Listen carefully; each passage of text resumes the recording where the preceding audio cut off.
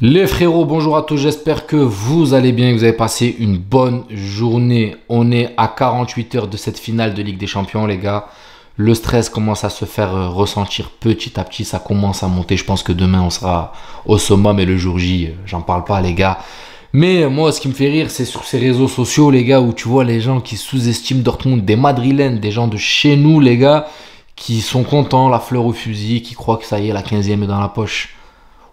Calmez-vous les gars, nous on mange pas de ce pain là. On fête pas une victoire avant de l'avoir joué, d'accord? Et de l'avoir gagné surtout. Cette équipe de Dortmund, si elle est là les gars, c'est pas pour rien. Et on va faire le tour, on va rentrer un peu plus dans le détail. On va analyser comment cette équipe est arrivée jusque là, parce qu'ils ont des armes.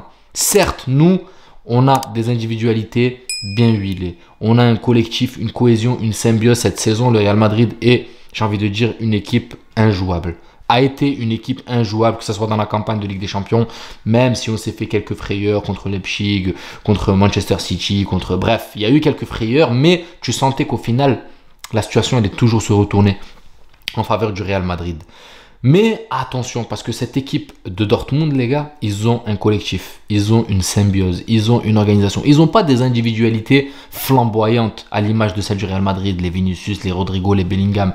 Mais ils ont un collectif bien huilé, bien rodé, mais ils ont aussi des armes, les gars, des armes létales. Et là, on va commencer à sortir les noms. Parce que quand tu vois la saison de Adeyemi, quand tu vois la saison de Jadon Sancho, pardon, c'est une dinguerie. Sancho, là, je suis en train de voir le Sancho, les gars, qui a coûté 85 millions à Manchester United pour le sortir de Dortmund.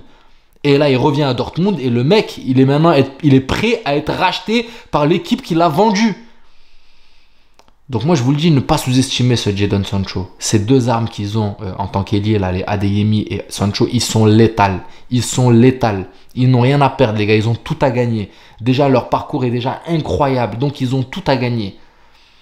C'est pareil pour nous. Mais attention à cette équipe. Tu sais, quand tu as un petit comme ça, là, face à un grand, quand tu es sur une finale, il n'y a plus de petits, il n'y a plus de grands. C'est 11 bonhommes contre 11 bonhommes. C'est pour ça qu'il ne faut pas sous-estimer. Et là où j'ai peur, c'est que Jadon Sancho est trop à l'aise techniquement. Et quand on l'a vu qu'il a réussi à mettre en difficulté comment il s'appelle là, le portugais du Paris Saint-Germain à latéral gauche, j'ai oublié son nom, vous m'excuserez, mais qui est monstrueux, qui certes revenait de blessure, mais qui avait commencé à retrouver ses repères et qui te l'a endormi comme ça, avec l'art et la manière qui lui a fait voir de toutes les couleurs, hein. J'ai peur quand même pour Mendy. J'ai peur pour Mendy. Certes, c'est un des meilleurs latérales du monde, mais j'ai quand même peur pour Mendy. Pareil, Rudiger face à un joueur comme ça qui est lancé techniquement. Franchement, Jadon Sancho est lancé. Techniquement, Rudiger, il ne peut pas faire grand-chose. Rudiger, à l'arrêt, quand il a un 9 devant lui, à l'arrêt, pour lui prendre le ballon, pour l'empêcher de se projeter vers l'avant, dos au but, Rudiger est un monstre. Mais quand il a un joueur face à lui qui est élancé comme Jadon Sancho ou un Adeyemi, c'est très compliqué et on l'a vu sur plusieurs courses où certes pour rattraper le joueur, pour faire le petit tacle, ça va être jouable pour Rudiger, mais par contre techniquement, balle au pied quand il a un joueur fin, techniquement c'est un peu compliqué. C'est pour ça que le travail va être phénoménal pour Mendy. Je ne vais pas vous mentir parce que Jadon Sancho, pour moi, lui, attention. Et de l'autre côté, on a une balle. De l'autre côté, on a un mec qui, certes, Rudiger est rapide, Adeyemi est très très rapide. Donc Valverde va devoir aider énormément Carvajal. Et Rudiger, pareil, il va falloir faire une prise à 3 limite pour l'empêcher de re-rentrer dans l'axe et d'armer son pied droit. Donc attention les gars à ces deux ailiers. Maintenant, les latéraux. Et c'est là où il y aurait un coup à jouer pour moi, pour le Real Madrid, c'est les latéraux du Borussia Dortmund. Parce que Maatzen, il est bon. Et je pense pas qu'on va jouer sur ce côté. D'ailleurs, c'est le côté droit, c'est le côté qui est le moins en vue du Real Madrid. Donc tout va se jouer sur ce côté gauche, le côté Vinicius. En face, il a un latéral qui s'appelle Ryerson. Et pour moi, ce mec n'a pas le profil de latéral. Il est grand. Il fait 1m83, 84 pour 86, 87 kg. Donc normalement, Vinicius devrait le bouffer en vitesse et techniquement. Normalement, je parle bien normalement. Le foot, pardon, n'est pas une science exacte.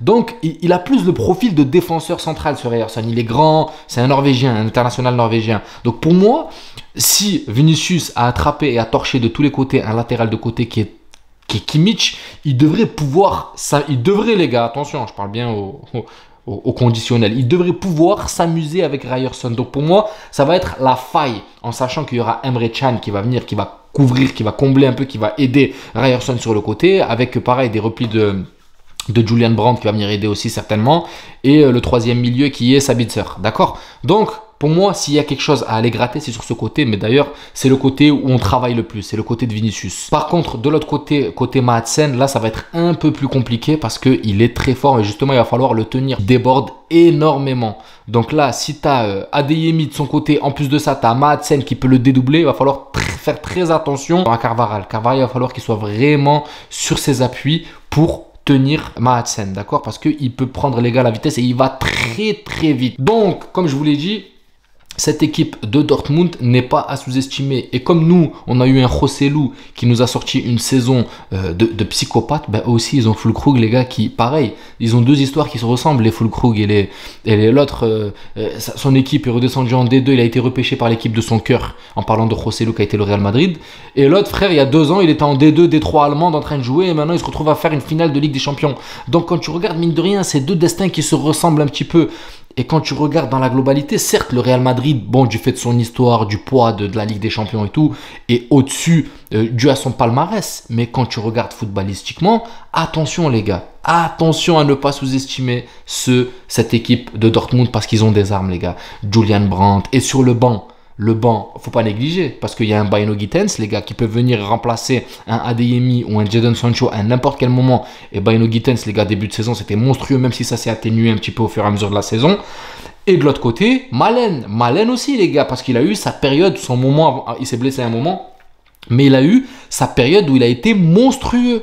Donc, je vous dis, cette équipe de Dortmund n'est pas à sous-estimer. Moi, je vous le dis, j'arrive pas serein. Je sais pas comment ils font les gens pour là applaudir sur les Twitter et dire c'est bon, apporte la 15, on y est, nous y sommes, on prend la 15e.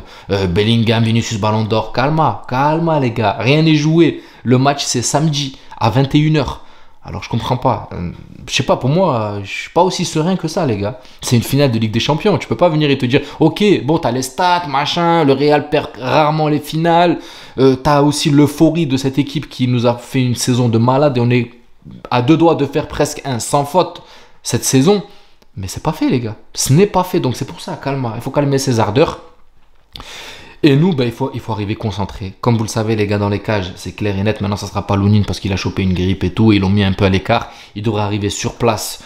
Il va arriver sur place directement à Wembley parce qu'il a une grippe. Il ne faut pas qu'il contamine le reste de l'effectif. Donc là, on est pratiquement persuadé que ça sera Courtois. Même si moi, je ne vais pas vous mentir, ça s'est joué sur le dernier match déjà. Sur le dernier match de Lunin, il en a pris je ne sais pas combien. Il en a pris 3, il me semble. Il y a eu 3-3 ou à 3-3, je ne sais plus exactement.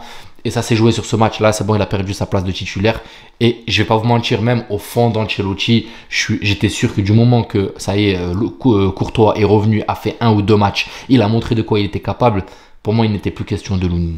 Ok, le côté humain et tout. Pour moi, ça y est, c'est déjà, ça y est, le plus grand gardien du monde est de retour. Donc, il n'y a plus moyen de... Merci Lunin, tu nous as rendu de loyaux services. Mais tu restes le second. On va continuer à te préparer pour prendre la relève de Courtois pour l'avenir.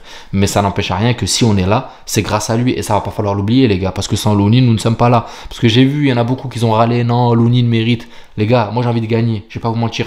Je dis pas que Lunin va nous faire perdre s'il va dans les cages. Mais comme je l'ai dit, je suis là pour la compétition. Je veux remporter cette Ligue des Champions. Et pour remporter cette Ligue des Champions, nous avons besoin des meilleures armes.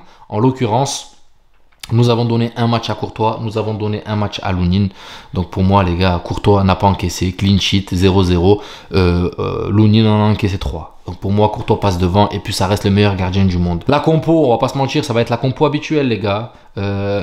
Nacho en défense centrale avec Rudiger, latéral droit Carvajal, latéral gauche Mendy, devant ça va être Camavinga, Kroos avec Valverde, Bellingham devant eux et Vinicius et Rodrigo. Je sais pas s'il y aura le micmac qui est habitué de nous faire Ancelotti avec Vinicius qui prend la place de Rodrigo, qu'ils alternent pour essayer d'embrouiller un peu cette défense. En tout cas, attention parce que si on joue haut et on décide de presser, comme je vous l'ai dit, les deux ailiers de Dortmund vont pas être là pour blaguer, les gars. Enfin bref, petit avant-match léger. Je commence un petit peu à avoir cette boule, cette sensation, cette crispation avant cette finale. Mais on reste serein, on est madrilène. Et puis voilà, j'espère que la vidéo vous plaira. N'hésitez pas à vous abonner, à liker, ça donnera beaucoup de force à la chaîne. Et je vous dis à la prochaine vidéo et prenez soin de vous. Ciao la famille.